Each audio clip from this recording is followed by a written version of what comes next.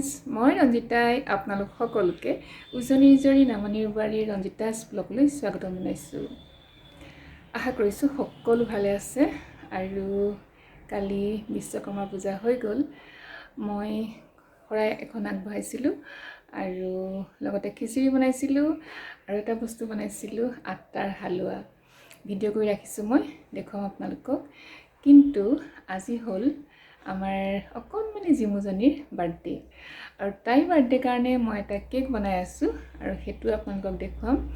আপোনালোকে ভিডিঅ'টো শেষলৈকে চাই থাকিব আৰু যদি মোৰ ভিডিঅ'টো ভাল লাগে তেতিয়াহ'লে আপোনালোকে লাইক, কমেণ্ট, শ্বেয়াৰ কৰিব আৰু যিসকল নতুন তেওঁলোকে মোৰ চেনেলটো ছাবস্ক্ৰাইব কৰিব।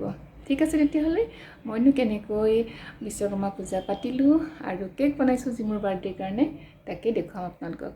বলক। এয়া মই আটাৰ হালোৱা বনাবৰ কাৰণে পেন এখন লৈছোঁ আৰু তাতে মই 1 গিলাচ পানী দি দিছোঁ। পেনখন গৰম হৈ আছিলে আৰু লগতে দিছোঁ 100 গ্ৰাম চেনি আৰু এই চেনি পানীৰে মই এটা মিশ্ৰণ বনাম। চেনিখিনি গোল খালে গেছটো বন্ধ কৰি দিম। লগতে দিছোঁ 2খন তেজপাত।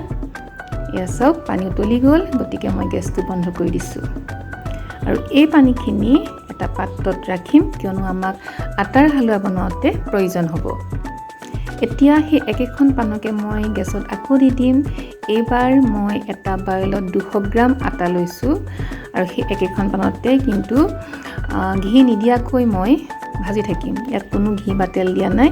লাহে লাহে কম জুইত ভাজিব লাগিব আৰু ইয়াৰ কালাৰ চেঞ্জ হৈ যাব। এয়া দেখিছে, অলপমান সময় লাগে কিন্তু খাবলৈ বহুত টেষ্টি হয় এই হালোৱা। দেখিছে কালাৰটো কেনেকুৱা হৈছে। এয়া খুব ঘনাই ঘনাই লৰাই থাকিব লাগিব আৰু কম জুইত ৰাখিব লাগিব। এতিয়া মই একেখন পানতে ল'ম 150 গ্ৰাম ঘি, হোমমেড। অলপ আগতে মই বনাইছোঁ, আপোনালোকক দেখুওৱা নাই কাৰণ আগতে মই ৰেচিপি দিছোঁ ঘিৰ, নহয় জানো। এতিয়া মই 150 গ্ৰাম ঘি লৈছোঁ। আপোনালোকে ইচ্ছা কৰিলে 200 গ্ৰাম আটাত 200 গ্ৰাম চেনি, 200 গ্ৰাম ঘি ল'ব পাৰিব। এতিয়া এই ভাজি ৰখা আটাখিনি মই ঘিতে দি দিছোঁ।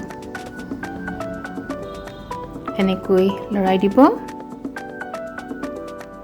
ধুনীয়াকৈ মিক্স হোৱাকৈ।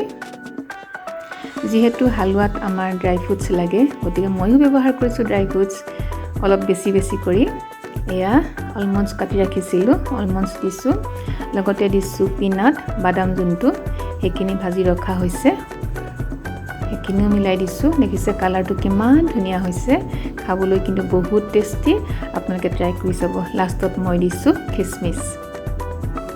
সাধাৰণতে সদায় বনোৱা হৈছে, আপোনালোকে মন কৰিছে মই ক্ষীৰ বনায়ে থাকোঁ আৰু চুজিৰ হালোৱানো কিমান খাব, সেইকাৰণে এইবাৰ মই বহুত দিনৰ আগতে বনাইছিলোঁ আটাৰ হালোৱা। এইখিনিকে আজি পূজাৰ প্ৰসাদ হিচাপে আগবঢ়াইছোঁ প্ৰসাদৰ লগতে।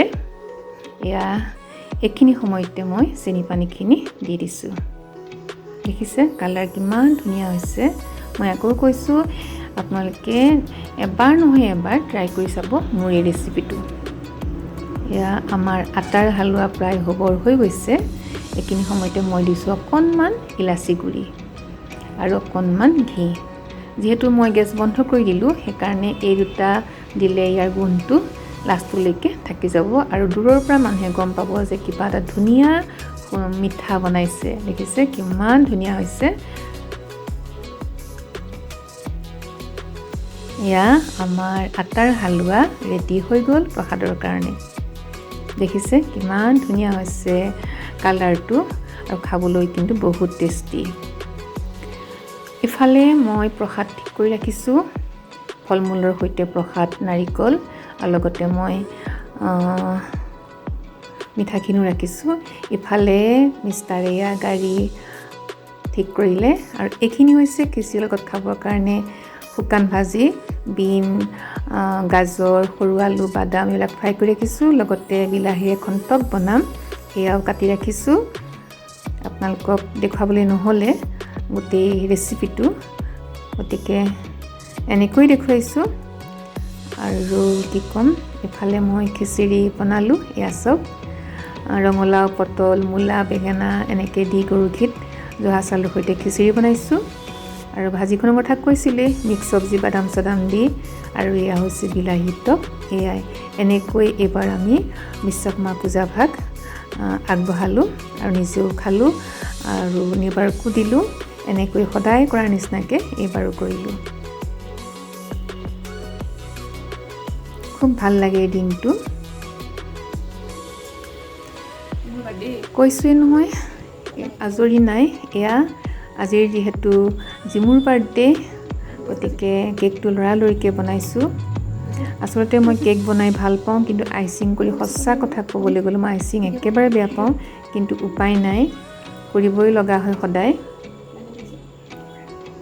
এয়া লাহে লাহে কৰি আছোঁ অকণমান সময় ফ্ৰিজত থ'ব লাগিব তাৰপিছত ফিনিচিং কৰিম আৰু যাব লাগিব আপোনালোকক দেখুৱাই আছোঁ চাই থাকিব এয়া চাওক মোৰ কেক ফিনিচিং হৈ গ'ল আৰু ওলালোঁ এতিয়া সন্ধিয়াই হ'ল যাবলৈ এয়াই হৈছে মোৰ জিমুৰ কাৰণে কৰা কেকটো দেখিছে এতিয়া আমি গৈ আছোঁ আপোনালোককো দেখুৱাম জিমুৰ বাৰ্থডে যিহেতু বিশেষ মানুহ মতা নাই নিতা মানে জিমুৰ মাকৰ গাটো অকণমান বেয়া সেইকাৰণে এবাৰ একো বিশেষ কৰা নাই মই সেইভাৱে কেকটো বনাই দিছোঁ তাইক আৰু মই বনোৱা কেক খাই বহুত ভাল পায় কেক বুলিয়ে নহয় মই বনোৱা সকলোখিনি বস্তু তাইক খুব প্ৰিয় হয় এয়া আহি আছোঁ যিহেতু তাহাঁতি ফাৰ্ষ্ট ফ্ল'ৰত থাকে গতিকে আমি আহি আছোঁ কেকটো লৈ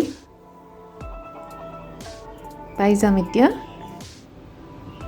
এয়া আমি জিমুৰ ঘৰ পাই গ'লোঁ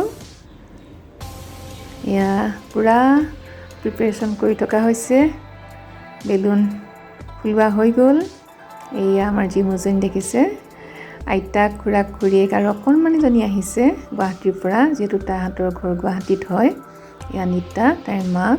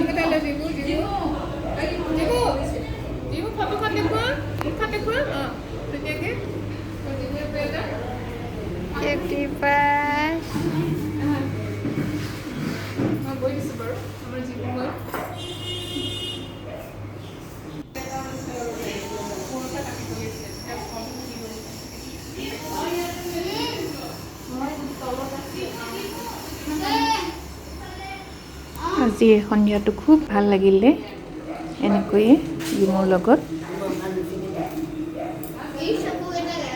আশা কৰিছোঁ আপোনালোকেও ভাল পাইছে ভিডিঅ'টো চাই আৰু মই বনোৱা কেকটো অকণমান ভালকৈ দেখুৱাই দিছোঁ আপোনালোকক আৰু সকলোকে ধন্যবাদ জনাইছোঁ যিসকলে ভিডিঅ'টো শেষলৈকে চাইছে আকৌ মই নতুন এটা ভিডিঅ' লৈ আপোনালোকৰ ওচৰত অতি শীঘ্ৰে আহি আছোঁ গতিকে তেতিয়ালৈকে আপোনালোকৰ পৰা বিদায় মাগিব লাগিব তেতিয়াহ'লে আহিছোঁ পুনৰ লগ পোৱাৰ প্ৰতিশ্ৰুতিৰে আজিলৈ বাই বাই।